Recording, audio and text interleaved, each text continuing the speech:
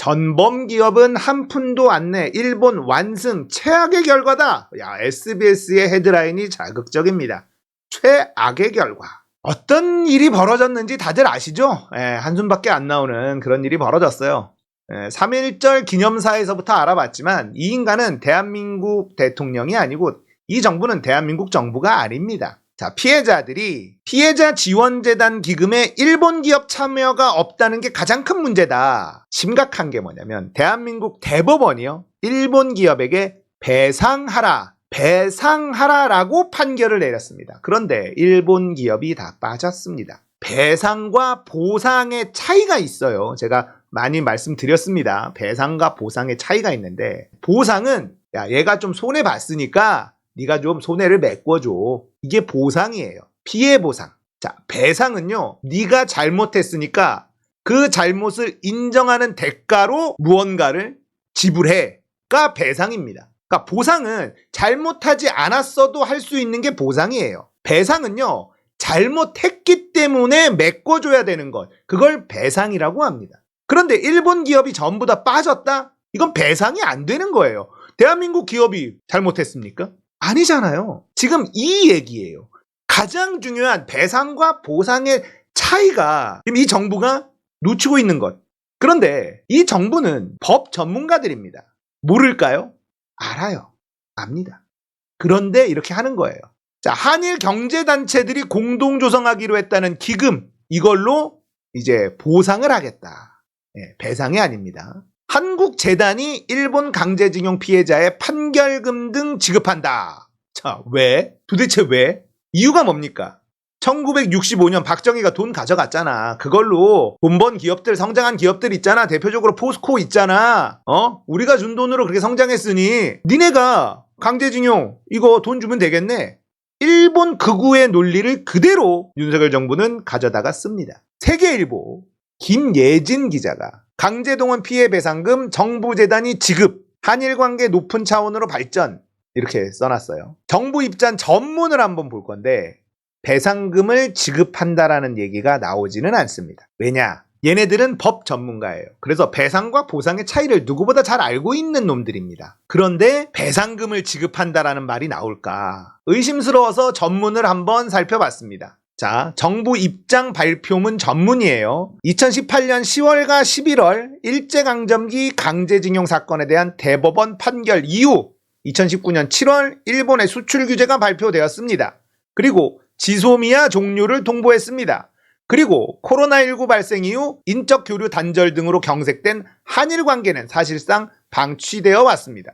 자, 여기를 그냥 퉁 치고 넘어가 버려요. 강제징용 사건에 대한 대법원 판결이 나왔지. 이건 지켜야 되는 겁니다. 배상 판결이 나왔습니다. 그죠? 그리고 이걸 가지고 일본이 수출 규제를 발표했어요. 여기서부터 전쟁이 시작된 거예요. 잘못은 자기네들이 했어요. 대한민국 대법원에서 일본 전범 기업이 강제징용 했어. 그러니까 배상해. 니들 안 하면 니들이 가지고 있는 한국 내 자산을 매각해서라도 배상 강제 조치할 거야 라고 대법원에서 이야기를 했는데, 이걸 했더니 일본이 갑자기 한국을 때리는데 수출 규제로 때렸죠. 한국은 반도체로 먹고 사는 나라다. 근데 반도체 핵심 소재를 우리 기업에 엄청 의존하고 있네, 일본에게. 자, 그러면 그 중에 3개 핵심적인 거 수출하지 마. 이게 아베의 논리였어요. 한국에게 타격을 입히기 위해서 대놓고 한국 경제를 힘들게 만들기 위해서 한 짓이잖아요. 근데 이걸 막고 가만히 있어야 됩니까? 가만히 있을 수가 없죠. 우리나라 정부는 뭘 했나요? 문재인 정부가 뭘 했나요? 별거 안 했어요. 문재인 정부는. 소부장 독립하자. 자, 그 당시에 청와대 내부에서도 일본하고 화해를 해야 된다. 대한민국 반도체 큰일 난다.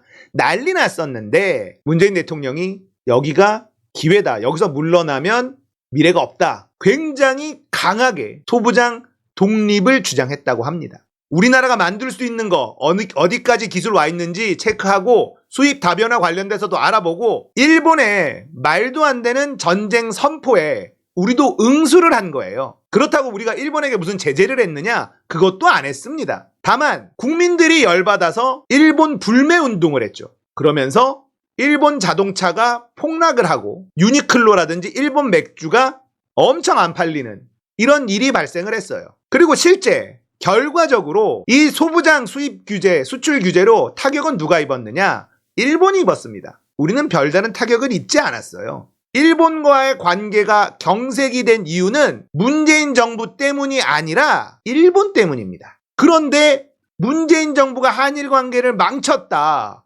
윤석열 정부는 이렇게 주장을 하고 있죠. 안 망쳤어요. 일본이 주먹을 먼저 내질러서 그냥 항복하지 않았던 것 뿐이에요. 그런데 문재인이 한일 관계를 파탄으로 끌고 갔다. 죽창가만 부르다가 한일 관계가 망했다. 이딴 소리를 하고 있는 게 윤석열이거든요. 자, 지소미아 이것도 한일 군사정보보호협정인데 정확하게 알아야 되는 게요. 지소미아가 필요한 건 누굴까? 일본입니다. 우리나라는 지소미아가 딱히 필요가 없어요. 왜냐? 일본은 북한 미사일에 엄청나게 스트레스를 받습니다.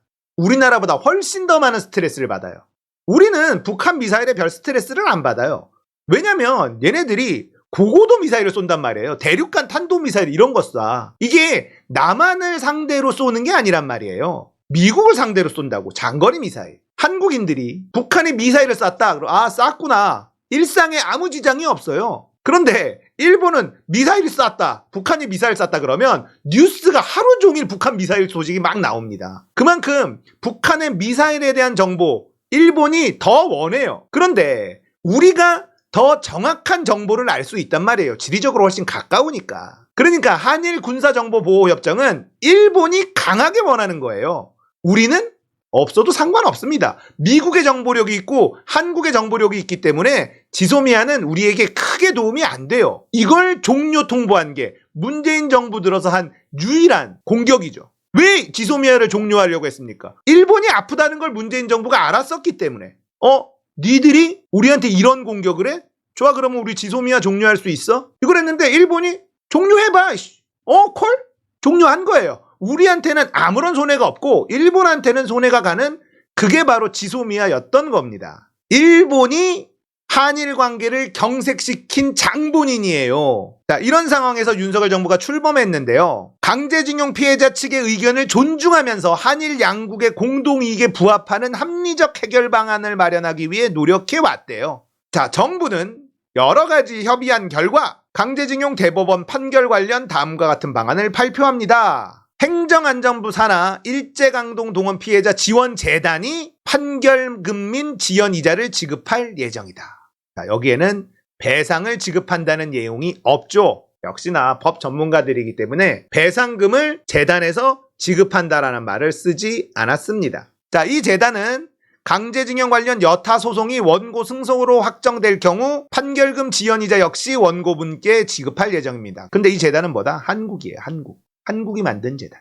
이게 지금 윤석열이 하고 있는 건데 참 모르겠어요. 이렇게 하면 우리가 얻는 이득은 뭐냐? 그러면 자, 일본이 원하는 대로 다 들어줬어. 그러면 우리가 얻는 게 있어야 되잖아요. 얻는 게 뭐냐? 앞만 들여다봐도 없어. 자, 이렇게까지 했는데 일본의 분위기는 뭐였냐면 일단 재단이 먼저 지급을 했어요. 우리가 만든 재단이 지급을 했어요. 그 다음에 나중에 구상권 청구하지 못하도록 확실하게 못을 박아줘라 이러고 있습니다.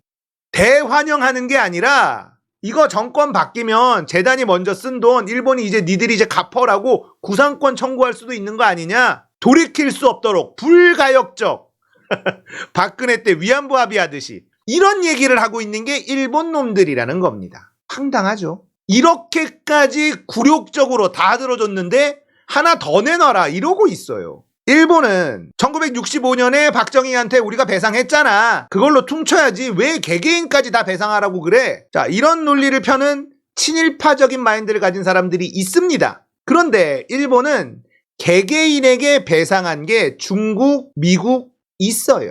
한국만 개개인에게 배상을 안 하고 있는 겁니다. 이게 호구라는 거예요. 이게 호구라는 겁니다. 중국에게도 개별적인 재판에서 배상했어요. 강제징용 관련해서 배상했습니다. 중국한테도 했다고요. 사례가 있고 일본 내에서도 이건 별개다. 국가적인 배상과 별개로 개별 소송에 관한 배상은 해야 된다라는 일본 내 판결도 나와 있습니다. 근데 우리나라는 못하겠다는 거예요. 일본 놈들이 하는 짓이 지금 딱 그겁니다. 한국인들에게 개별 배상은 못해. 박정희가 돈 가져갔잖아.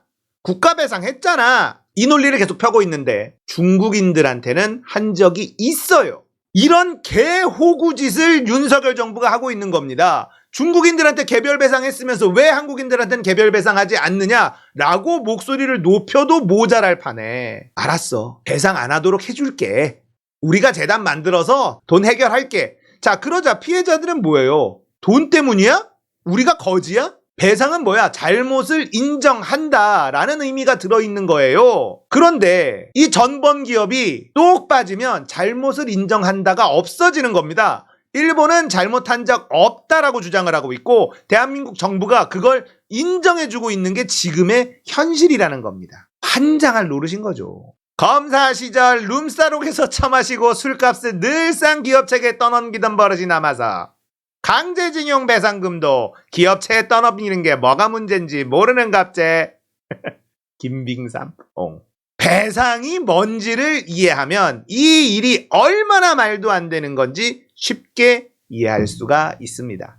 돈 문제가 아니에요. 보상과 배상의 차이를 알면 이 일은 말도 안 되는 일입니다. 분명히 대법원은 배상 판결을 내렸는데 한국 정부가 만든 재단에서 그 돈을 지급한다. 배상이 사라지는 겁니다. 쉽게 설명할 수 있어야 돼요. 배상 중요한 겁니다. 배상 판결이 핵심입니다. 대법원의 판결을 무시하고 헌법을 유린하고 있는 게 윤석열 정부입니다. 이건 탄핵 대상이 될 수 있습니다.